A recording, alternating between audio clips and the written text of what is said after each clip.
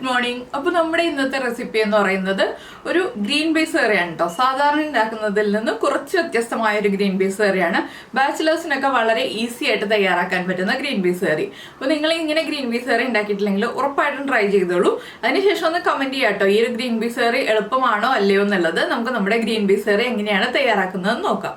നമുക്ക് നമ്മുടെ ഇൻഗ്രീഡിയൻസ് നോക്കാം. ഞാനിപ്പോൾ ഒരു 3/4 കപ്പ് ഗ്രീൻ പീസ് എടുത്തിട്ടുണ്ട്. ഫ്രോസൺ പീസ് ആയാലും ഡ്രൈ ഗ്രീൻ പീസ് ആയാലും കുഴപ്പമില്ല. ഡ്രൈ ഗ്രീൻ പീസ് ആണെങ്കിൽ ഒന്ന് കുക്ക് ചെയ്തിട്ട് എടുക്കാമെന്ന് മാത്രമേ ഉള്ളൂ. അതിലേക്ക് ഒരു മീഡിയം വലിപ്പമുള്ള സവോള എടുത്തിട്ടുണ്ട്. പിന്നെ എൻ്റെ കയ്യിൽ ചെറിയ തക്കാളി ഇല്ല, അതുകൊണ്ട് ഞാൻ വലിയ തക്കാളിയാണ് എടുത്തിട്ടുള്ളത്. ഇതിൻ്റെ പകുതി യൂസ് ചെയ്യുള്ളൂ. പിന്നെ ഒരു 2 പീസ് ഇഞ്ചി, ഇത് ചെറിയ പീസാണ്, അപ്പോൾ നിങ്ങൾ വലിയൊരു പീസ് ഇഞ്ചി എടുക്കുക. അതുപോലെ തന്നെ അത്യാവശ്യം കുറച്ചധികം വെളുത്തുള്ളി എടുക്കുക കേട്ടോ. ഒരു 6-7 അല്ലി വെളുത്തുള്ളി എടുക്കുക. ചെറിയ അല്ലിയാണെങ്കിൽ, വലിയ അല്ലിയാണെങ്കിൽ 4 അല്ലി വെളുത്തുള്ളി എടുക്കുക. കുറച്ച് കാഷ്നട്ടിൻ്റെ അളവ് ഞാൻ പറയുന്നില്ല, അത് നമ്മുടെ ചോയ്സ് അനുസരിച്ച് ആഡ് ചെയ്യാം. കൂടുതൽ ചേർക്കുകയാണെങ്കിൽ ഗ്രേവിക്ക് കൊഴുപ്പ് കൂടുതൽ കിട്ടും, കുറച്ച് ചേർക്കുകയാണെങ്കിൽ കുറച്ച് കൊഴുപ്പ് കിട്ടുള്ളൂ. അപ്പോൾ കാഷ്നട്ട് ചേർക്കണം. പിന്നെ എടുത്തിരിക്കുന്നത് 1/4 ടീസ്പൂൺ പെരിഞ്ജീരകം, 2 ഗ്രാമ്പു, 1 ഏലക്ക, ഒരു ചെറിയ പീസ് പട്ട. അപ്പോൾ നമുക്ക് ആദ്യം കുറച്ച് കാര്യങ്ങളൊന്ന് അരച്ചെടുക്കാനുണ്ട്. അപ്പോൾ ഞാൻ ഈ മിക്സിയുടെ ജാറിലേക്ക് നമ്മൾ എടുത്തു വെച്ചിരിക്കുന്ന തക്കാളി ഉണ്ടല്ലോ, ഇതിൻ്റെ പകുതി ചേർത്ത് കൊടുക്കുകയാണ്. അപ്പോൾ നിങ്ങൾ ചെറിയ തക്കാളിയാണ് എടുക്കുന്നതെങ്കിൽ ആ ഒരു തക്കാളി മുഴുവൻ ചേർത്തോളൂ. നല്ല പഴുത്ത തക്കാളി എടുക്കുക കേട്ടോ.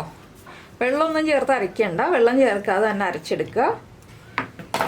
ഈ തക്കാളിയുടെ കൂടെ തന്നെ നമ്മൾ എടുത്തു വെച്ചിരിക്കുന്ന ഇഞ്ചി, അതുപോലെ തന്നെ വെളുത്തുള്ളി, പിന്നെ നമ്മുടെ കാഷ്നട്ട്,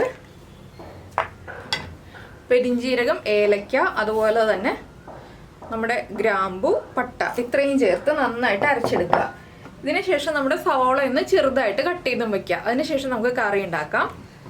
അപ്പോൾ നമ്മൾ കറി റെഡിയാക്കാൻ ഒരു പാൻ വെച്ചിട്ടുണ്ട്. ഞാനിപ്പോൾ ബട്ടറിലാണ് കറി റെഡിയാക്കുന്നത്. നിങ്ങൾക്ക് വെജിറ്റബിൾ ഓയിൽ വേണമെങ്കിലും ചെയ്യാം കേട്ടോ. ബട്ടറിൽ ചെയ്യുകയാണെങ്കിൽ കൂടുതൽ ടേസ്റ്റ് ഉണ്ടാവും.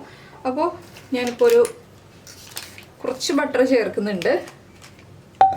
പാൻ ചൂടായി വരുന്നേ ഉള്ളൂ. എന്താണെന്ന് വെച്ചാൽ നമ്മളിപ്പോൾ പൊടികളൊക്കെയാണ് ആദ്യം ചേർത്ത് കൊടുക്കുന്നത്. അപ്പോൾ ബട്ടർ നന്നായിട്ട് ചൂടാവുന്നതിന് മുന്നേ തന്നെ നമ്മൾ പൊടികളൊക്കെ ചേർത്ത് കൊടുക്കുക.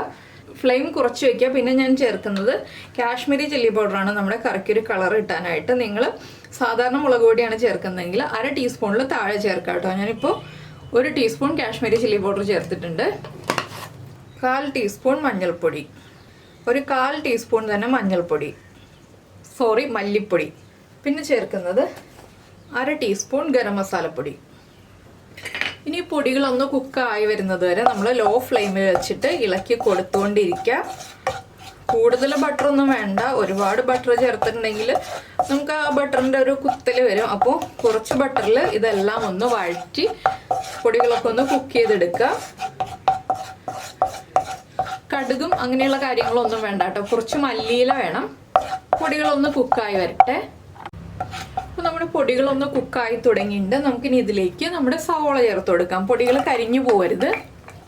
സവോള ചേർത്തിട്ട് നന്നായിട്ട് വഴറ്റിയെടുക്കുക.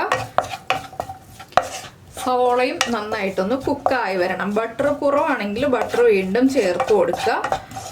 അപ്പോൾ സവോളയൊന്ന് കുക്കായി വരട്ടെ. ഞാൻ അതുവരെ ലോ ഫ്ലെയിമിൽ വെച്ചിട്ട് ഇളക്കി കൊടുത്തുകൊണ്ടിരിക്കാൻ പോവാണ്. അപ്പോൾ നമ്മുടെ സവോളയൊന്ന് കുക്കായി തുടങ്ങിയിട്ടുണ്ട്. ഞാനിതിൽ സോൾട്ടഡ് ബട്ടറാണ് കേട്ടോ ചേർത്തത്. അതുകൊണ്ട് തന്നെ വളരെ കുറച്ച് ഉപ്പ് ചേർത്ത് കൊടുക്കുന്നുണ്ട്. കുറച്ച് ഉപ്പ് ചേർക്കുന്നുള്ളൂ. പിന്നീട് നമുക്ക് ആവശ്യമാണെങ്കിൽ ഉപ്പ് ചേർക്കാം. ഉപ്പും കൂടി ചേർത്ത് കഴിഞ്ഞിട്ട് പിന്നെ നമ്മൾ അരച്ചു വെച്ചിരിക്കുന്ന ആ തക്കാളി പേസ്റ്റ് ഉണ്ടല്ലോ, അതും കൂടി ചേർത്ത് കൊടുക്കാം.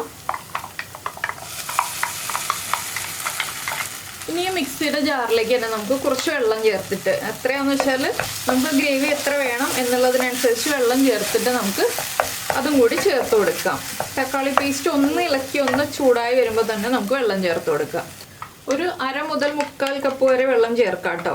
എന്താണെന്ന് വെച്ചാൽ നമ്മുടെ ഗ്രീൻ പീസ് ഒന്ന് വേവാൻ ആവശ്യമായിട്ടുള്ള വെള്ളം നമുക്കിപ്പോൾ ചേർക്കാം. ക്യാഷ്യൂ ഉള്ളതുകൊണ്ട് വേഗം കുറുകി പോവും. അപ്പോൾ അതനുസരിച്ച് നമ്മൾ വെള്ളം ചേർത്ത് കൊടുക്കണം. ചൂടുവെള്ളമൊന്നും അല്ല കേട്ടോ ഞാൻ ചേർത്തത്, സാധാരണ വെള്ളമാണ്. നമ്മുടെ അരപ്പിൻ്റെ കൂടെ സാധാരണ വെള്ളമാണ് ചേർത്ത് കൊടുത്തിട്ടുള്ളത്. ഇനി നമുക്കിതിലേക്ക് നമ്മുടെ ഗ്രീൻ പീസും കൂടി ചേർക്കാം. ഇത്രയും കാര്യങ്ങൾ നമ്മൾ ഹൈ ഫ്ലെയിമിൽ വെച്ചിട്ടാണ് ചെയ്തത്. ആ മുളക് പൊടി മഞ്ഞൾപ്പൊടിയൊക്കെ കുക്ക് ചെയ്തത് മാത്രം ലോ ഫ്ലെയിമിൽ വെച്ചു. സവോള വഴറ്റിയതൊക്കെ ഹൈ ഫ്ലെയിമിൽ വെച്ചിട്ടാണ്. ഇനിയിപ്പോൾ ഇതൊന്ന് തിളയ്ക്കുന്നത് വരെ ഹൈ ഫ്ലെയിമിൽ വെക്കുക. അതിനുശേഷം ലോ ഫ്ലെയിമിൽ വെച്ചിട്ട് നമുക്ക് ഒരു 7 മിനിറ്റ് വരെ കുക്ക് ചെയ്തെടുക്കാം. ഈ സമയത്ത് നമ്മൾ എടുത്തു വെച്ചിരിക്കുന്ന പച്ചമുളക് ഉണ്ടല്ലോ അതൊന്ന് സ്പ്ലിറ്റ് ചെയ്തിട്ട് കൊടുക്കാം. പച്ചമുളക് വഴറ്റുന്നില്ല, ഒന്ന് സ്പ്ലിറ്റ് ചെയ്തിട്ട് കൊടുക്കുന്നേ ഉള്ളൂ. ഇതൊന്ന് തിളച്ച് വരട്ടെ. എനിക്കപ്പോൾ ഒരുപാട് ഗ്രേവിയുള്ള കറിയല്ല വേണ്ടത്, കുറച്ച് തിക്കായിട്ടുള്ള ഗ്രേവിയാണ്. അതുകൊണ്ടാണ് ഞാൻ കുറച്ച് വെള്ളം ചേർത്തത്. നിങ്ങൾക്ക് കൂടുതൽ ഗ്രേവിയുള്ള കറി വേണമെന്നുണ്ടെങ്കിൽ കുറച്ചുകൂടി വെള്ളം ചേർക്കാം കേട്ടോ. ഇടയ്ക്ക് വെച്ച് തിളപ്പിച്ച വെള്ളം വേണമെന്നുണ്ടെങ്കിൽ അതും ചേർത്ത് കൊടുക്കാം, ഗ്രേവി കുറുകി പോവുകയാണെങ്കിൽ. അപ്പോൾ അതൊന്ന് തിളച്ച് വരട്ടെ. അപ്പോൾ നമ്മുടെ കറി ഇതാ തിളച്ച് തുടങ്ങി, അതുപോലെ കുറുകിയും തുടങ്ങി. ഇനി ഞാൻ ഫ്ലെയിം കുറച്ചിട്ട് അടച്ചു വെക്കുകയാണ്. ഇടയ്ക്കൊന്ന് ഇളക്കി കൊടുക്കുക. ഒരു 7 മിനിറ്റ് വരെയാണ് ഞാൻ വെക്കാൻ പോകുന്നത്. അതിനിടയിൽ നമ്മൾ ഉപ്പൊന്ന് ചെക്ക് ചെയ്യുക. ഉപ്പ് കുറവാണെങ്കിൽ ഉപ്പ് ആഡ് ചെയ്ത് കൊടുക്കുക. അപ്പോൾ ഞാൻ അടച്ചു വെക്കട്ടെ. ഇതാ നമ്മൾ കറി അടച്ചു വെച്ചിട്ട് ഒരു 7 മിനിറ്റായി. ഞാൻ 1-2 പ്രാവശ്യം ഒന്ന് ഇളക്കി കൊടുത്തു, ഉപ്പൊക്കെ ചെക്ക് ചെയ്തു, ഉപ്പൊക്കെ കറക്റ്റായിട്ടുണ്ട്. അപ്പോൾ ഇതുണ്ടോ ആ ബട്ടറൊക്കെ ഒന്ന് തെളിഞ്ഞ് വന്നിട്ടുണ്ട്. ഇനി നമുക്കിതിലേക്ക് ഒരു 1/4 ടീസ്പൂൺ കസൂരി മെത്തി, നമ്മുടെ ഉലുവയില ഉണക്കി പൊടിച്ചത് കസൂരി മെത്തിയും കൂടി ചേർത്ത് കൊടുക്കാം. ലോ ഫ്ലെയിമിലാണ് കേട്ടോ ഇതെല്ലാം വീണ്ടും ചെയ്യുന്നത്.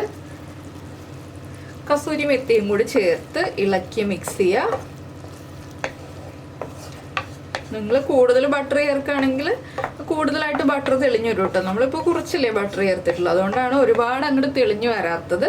വീണ്ടും നമുക്കൊന്ന് വെയിറ്റ് ചെയ്യാം. ആ കസൂരി മെത്തിയുടെ ഫ്ലേവറും കൂടി നമ്മുടെ കറിയിലേക്ക് ഒന്ന് പിടിച്ചു വരട്ടെ. ഇനി നമ്മൾ ചെയ്യാൻ പോകുന്നത് തക്കാളി അരച്ച് ചേർക്കുമ്പോൾ തക്കാളിയുടെ പുളി ഉണ്ടാവും നമ്മുടെ കറിക്ക്. അപ്പോൾ അതൊന്ന് ബാലൻസ് ചെയ്യാനായിട്ട് ഒരു പിഞ്ച് പഞ്ചസാര അതും ചേർത്ത് മിക്സ് ചെയ്യുക. വീണ്ടും 1 മിനിറ്റ് ഒന്ന് അടച്ചു വയ്ക്കുക. ഇനി നമുക്കിതിലേക്ക് കുറച്ച് മല്ലിയില ചേർത്തിട്ടൊന്ന് സെർവ് ചെയ്യാം. വളരെ കുറച്ച് മല്ലിയില ഒന്ന് വിതറി കൊടുക്കുക, കുറച്ച് മതി. ഇനി നമുക്ക് ഇളം ചൂടോടുകൂടി ഈ ഒരു കറി സെർവ് ചെയ്യാവുന്നതേ ഉള്ളൂ. അപ്പോൾ വളരെ ഈസി അല്ലേ, എല്ലാവർക്കും ഇഷ്ടമായിട്ടുണ്ടാവുമെന്ന് വിചാരിക്കുന്നു. വളരെ സിമ്പിളായിട്ടുള്ള റെസിപ്പിയാണ്. ബാച്ചിലേഴ്സിനാണെങ്കിലും വളരെ സിമ്പിളായിട്ട് ഉണ്ടാക്കാവുന്നതാണ്. അപ്പോൾ എല്ലാവരും ട്രൈ ചെയ്തിട്ട് ഫീഡ്ബാക്ക് ഒക്കെ അറിയിക്കുക. അതുപോലെ തന്നെ നമ്മുടെ ചാനൽ ഇതുവരെ സബ്സ്ക്രൈബ് ചെയ്തിട്ടില്ല എന്നുണ്ടെങ്കിൽ ഒന്ന് സബ്സ്ക്രൈബ് ചെയ്ത് സപ്പോർട്ട് ചെയ്യണേ. സബ്സ്ക്രൈബ് ചെയ്യുന്നതിന് ഈ വീഡിയോയുടെ താഴെയുള്ള റെഡ് സബ്സ്ക്രൈബ് ബട്ടൺ ഒന്ന് ക്ലിക്ക് ചെയ്യുക. ആൻഡ് റൈറ്റ് സൈഡിലുള്ള ബെല്ലൈക്കണും ക്ലിക്ക് ചെയ്യുക. അപ്പോൾ ഓൾ എന്ന് പറഞ്ഞിട്ടൊരു ഓപ്ഷൻ കാണാം. ആ ഓളും കൂടി പ്രസ് ചെയ്തിട്ടുണ്ടെങ്കിൽ ഞാൻ എപ്പോഴും വീഡിയോ അപ്ലോഡ് ചെയ്യുമ്പോൾ നിങ്ങൾക്ക് നോട്ടിഫിക്കേഷൻ വരും. അപ്പോൾ നമുക്ക് നമ്മുടെ അടുത്ത റെസിപ്പിയുമായിട്ട് അടുത്ത ദിവസം വീണ്ടും കാണാം.